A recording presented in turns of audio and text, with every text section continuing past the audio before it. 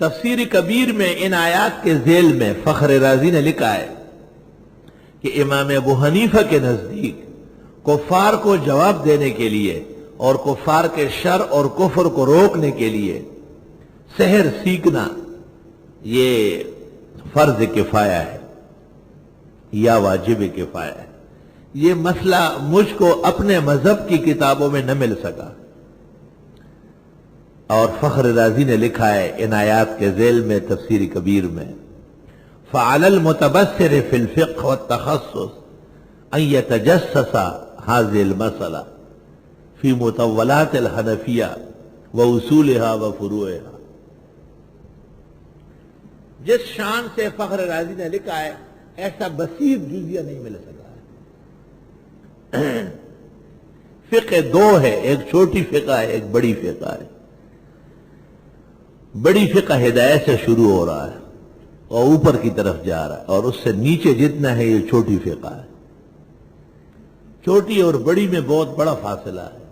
جیسے تعزیر بالمال چھوٹی فقہ میں منع ہے، بڑی فقہ میں ثابت ہے اور درست ہے۔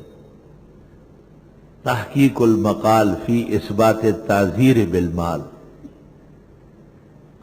طالب علموں سے وظیفہ کاٹنا، کسی کو نماز میں سستی کرتے ہوئے دیکھ کے مالی جرمانہ لینا، کوئی شخص بیوی کے ساتھ ظلم و زیادتی کر لے، اس کی تنخواہ، اس کی نوکری سلب کرانا، یہ بڑی فقہ کے مطابق جائز ہے۔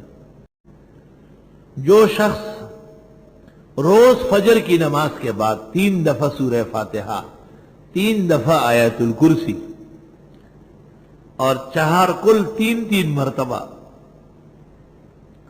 اور اخیر میں درود ابراہیمی 3 مرتبہ پڑھے اور دائیں ہاتھ پر دم کر کے سر کی چوٹی سے پورے جسم تک ہاتھ پہنچانے کی کوشش کرے جہاں تک پہنچانا چاہیے، اللہ اس کی نسل و اولاد پر بھی سحر نہیں ہونے دے گا۔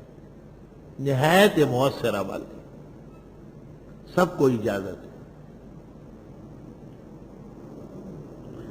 آج کل لوگ مرض میں مبتلا ہے، ہر شخص کہے گا اثرات ہے، اثرات ہے۔ وہ آپ جو داڑھی منڈاتے ہیں اس سے برا اثر ہو سکتا ہے، آپ جو نماز نہیں پڑھتے اس سے ناکارہ اثر ہو سکتا ہے، اس کا احساس نہیں ہے۔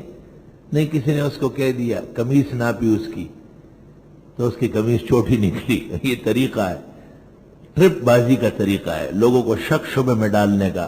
ساحر کا ایک طریقہ یہ بھی ہے کہ لوگوں کا عقیدہ متزلزل ہو جائے، کمزور ہو جائے۔ قوی ایمان والے پر سحر کی کتابوں میں لکھا ہے سحر نہیں ہوتا، ہوتا بھی ہے تو زیادہ نقصان نہیں ہوتا۔